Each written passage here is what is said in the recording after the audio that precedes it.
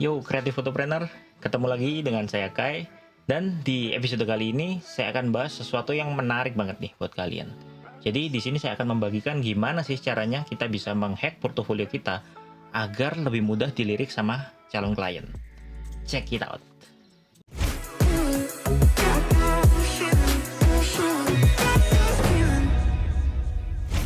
Nah, buat teman-teman yang baru pertama kali hadir, perkenalkan nama saya Kai, dan di sini saya adalah seorang fotografer dan juga content creator. Di channel ini, saya akan banyak banget membahas mengenai hal-hal yang berhubungan dengan content creating, foto, video, dan juga bidang kreatif visual. Tapi sebelum kita mulai ya guys, jadi saya mau kasih disclaimer dulu. Jadi semua hal yang saya bahas di sini itu merupakan pendapat personal dari saya. Jadi make sure kalian cek dulu, pertimbangkan dulu apakah cocok dengan kalian. Nah, terus kemudian disclaimer yang kedua, di sini konteksnya kita bikin portofolio itu adalah bukan project yang kita dibayar, tapi project yang kita bikin untuk memuaskan diri kita sendiri atau tujuannya untuk menunjukkan ini loh style kita.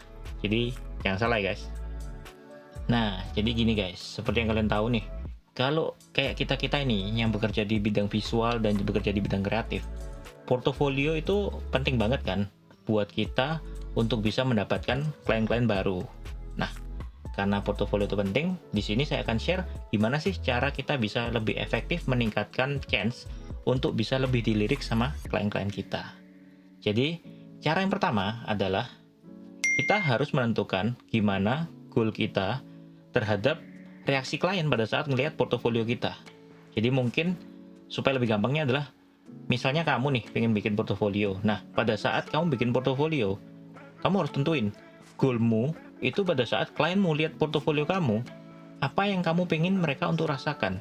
Jadi, kayak misalnya, apa kamu pengen mereka tuh begitu lihat portofoliomu, wah, orang ini estetik banget ya. Secara penataan, secara angle, ini ngomong misalnya dengan foto, karena spesialis saya kan foto ya. Secara angle-nya dan secara penataannya rapi banget, estetik banget. Keren nih. Nah, itu salah satu contoh. Atau bisa juga, wih, orang ini fashion banget style fotonya karena dari semua yang dia foto objeknya itu kelihatan semua high fashion semua. Nah, kurang lebih contoh-contohnya seperti yang tadi guys. Jadi, kalian harus tentuin dulu dari awal pada saat membuat portofolio kalian itu hasilnya kalau dilihat klien, goalnya itu kalian pengen klien kalian bereaksi apa terhadap karya kalian. Kayak gitu. Nah, sekarang di poin kedua nih. Poin keduanya adalah maksimalkan idealisme. Loh, kenapa kok bisa gitu? Ya benar, kalian nggak salah dengar. Karena yang namanya kita bikin portofolio, goalnya adalah supaya orang tahu kalau itu memang portofolio kita atau style kita. Jadi otomatis, pada saat kalian bikin konsep, itu memang kalian harus seidealis mungkin.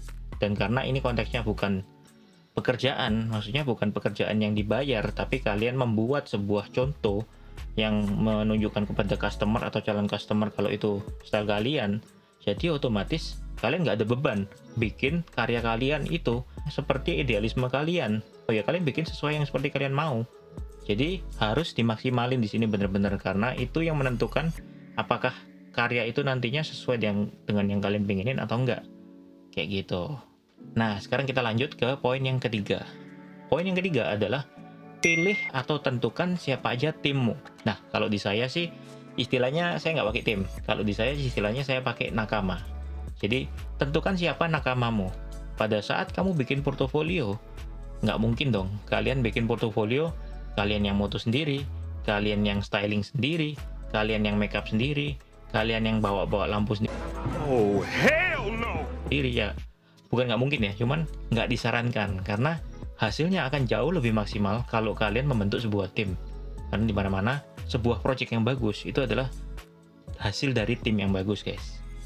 Ya, jadi tentukan dulu siapa aja personel-personel atau nakama-nakama atau tim konteksnya kali ini, tim yang akan kalian pakai di dalam project portofolio kalian. Karena tuh pengaruh banget, guys.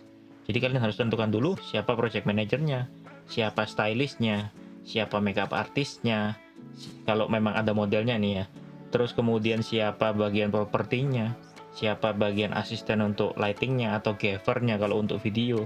Terus kalian juga harus tentuin siapa yang bagian tim untuk dekorasinya mungkin kalau misalnya ada, atau tim untuk ya seperti yang saya sebut tadi ada tim propertinya, itu harus semua kalian rinci dulu.